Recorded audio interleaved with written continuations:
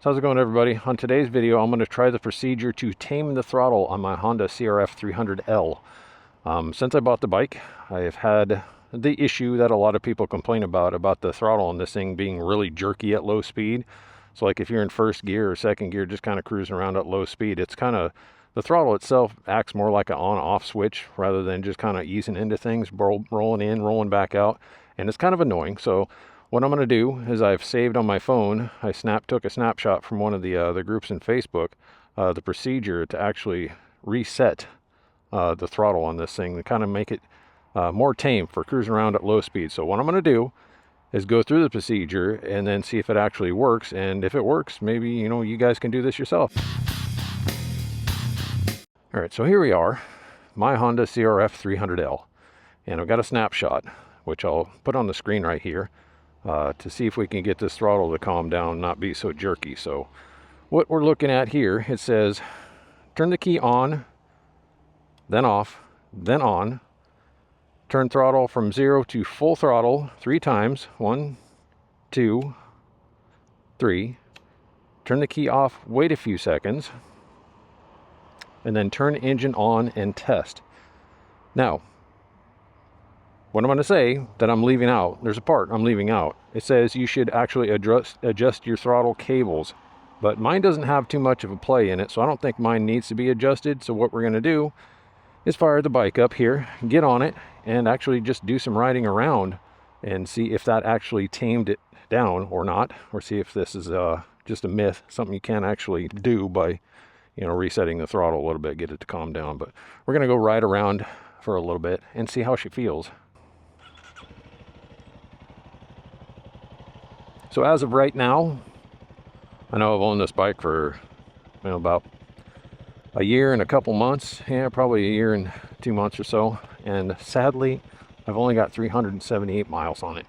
I know, I'm pathetic. Let's give her a go. Take off and see what she feels like.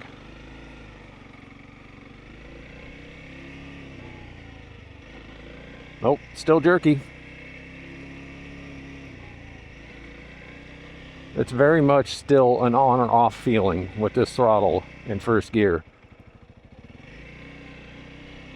Switch into second, see how she feels.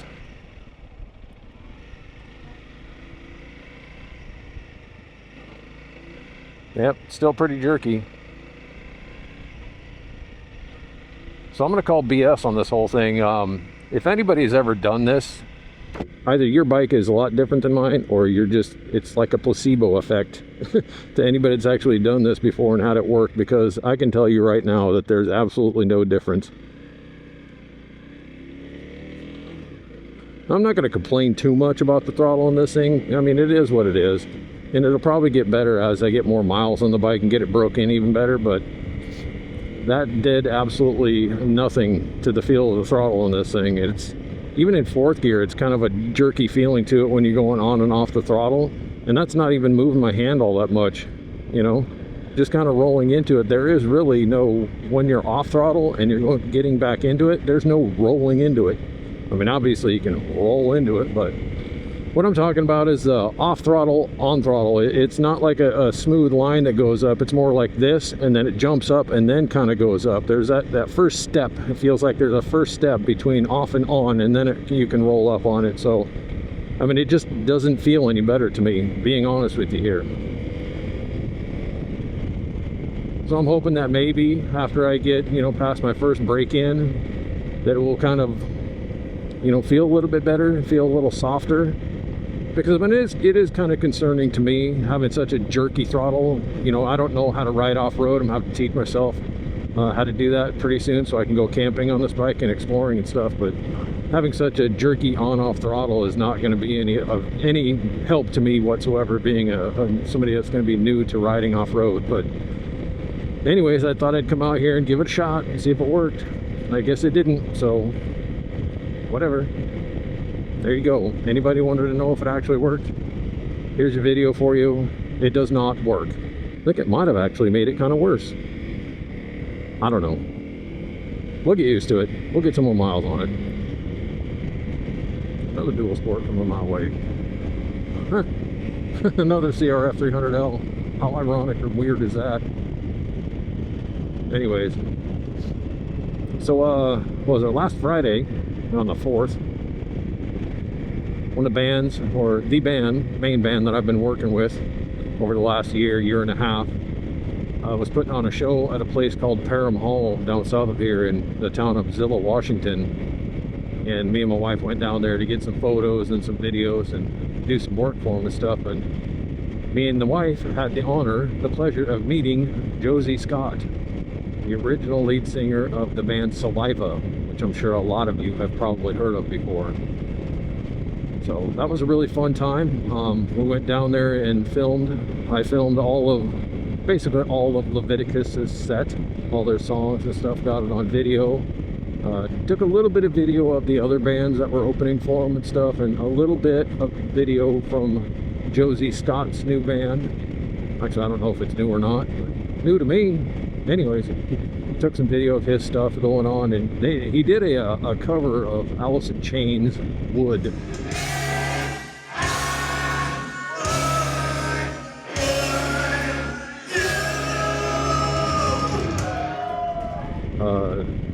That song that's on that album, what the hell is the name of that album? See, I'm getting old, slipping. Anyways, it's an Alice in Chains song called Wood, and he did a cover of that. Yeah, it was really good. I was quite pleasantly surprised, and I enjoyed it and stuff, and so did the rest of the crowd. Did a really good job with it. But he put on a really good set. Probably did about a dozen songs. His set went on for about an hour, so a decent set. They had good lighting there. One of the guys from New Era Lighting, he was there, had his whole crane and the gantry and everything all set up, had a nice laser show going on and stuff. And I didn't even actually realize it at first that they had so many lasers going. I mean, I saw them, but it really didn't connect with me up until about 4 or 5 minutes into Leviticus set, that I should probably talk to the lighting guy and ask him what songs he's not going to be using lasers on and stuff like that, because most of you probably don't know that when you're using a mirrorless camera for either photography or for videography, when you're at shows and concerts and events and things like that, that lasers are very, very bad for the sensors in those cameras, and they can actually burn out a sensor like in a split second. So once I noticed that there was quite a bit of lasers going on, I just have to step over there, and I feel like a dick for having to ask this guy, but I said, hey, when are you going to be running the lasers? Is there any songs where you're not going to be running the lasers and things? And he was really cool about it. He said, yeah, man, I'll turn them off, no problem. So he let me get up there and do my filming, do my photo stuff, and when he obviously he was watching me when I was up there and when I wasn't up there, because when I wasn't up there wandering around with my camera and stuff like that, there'd be lasers all over the place. And it's such a, I don't know, it's kind of a weird thing you got to think about, because getting a shot or video or photos when there's lasers and cool stuff all over the stage looks really great on video and photos and stuff like that, but you have to be really careful, because you could fry a $4,000 camera body like in a split second. So it's always one of those, do you take the risk and do it, or do you not, or I don't know, it's rough. But anyways, a lot of the photos and video turned out really well. I'll put up a couple of pictures that I got from that night. I'll actually get to see people actually painting these things for once. That's very cool. But yeah, I'll put up a couple photos and things like that. But overall, it was a really great night. Levi from Leviticus sat down with Josie Scott, did an interview with him, and I filmed it. Me and my wife did the filming and the audio for it and stuff like that, and it was really cool. It was quite an honor. And I hadn't really said anything to Josie the whole night when we were, was in his presence and things. I know he's an important guy. He's got a lot of stuff going on and things, but after the interview got over, I finally walked up to him, shook his hand, and said, hey man, it's been a pleasure meeting you. And I told him I'd been a big fan of theirs for quite a long time, and I'm not even lying. So I was like, yeah man, I used to listen to you guys' stuff on cassette in my Ford Ranger, back in like 1990, 97, 98 era and things, when they had first come out and had their first album and stuff on cassette, and I would be driving around, listening to it. And then later on, when I, made the leap to cassette, or from cassettes to CDs. You know, I bought the CDs all over again. I don't know if I still have the cassette. I guarantee I still have the CDs from Saliva, but you know, I just told the guy I was honored meeting him, and it was, honestly, it was, because Josie, he's a really good guy. He's a man with faith, and he's a very nice person to talk to. And it's just a pleasure just to be around. So that was a good experience, man. I totally enjoyed it and stuff, and hopefully have the opportunity to meet some more people from my past, you know, big bands and things like that, you know, I can be introduced to through business, you know, endeavors and things like that. So anyways, close this up. I'm gonna get off of here. Just keep riding, put smiles on the bike. Anyways, everybody, thanks for tagging along for the ride. Hope you all have had a good summer of riding, because we're coming into the end of it all. But anyways, everybody, ride safe, have a good day, and we will catch you on the next one.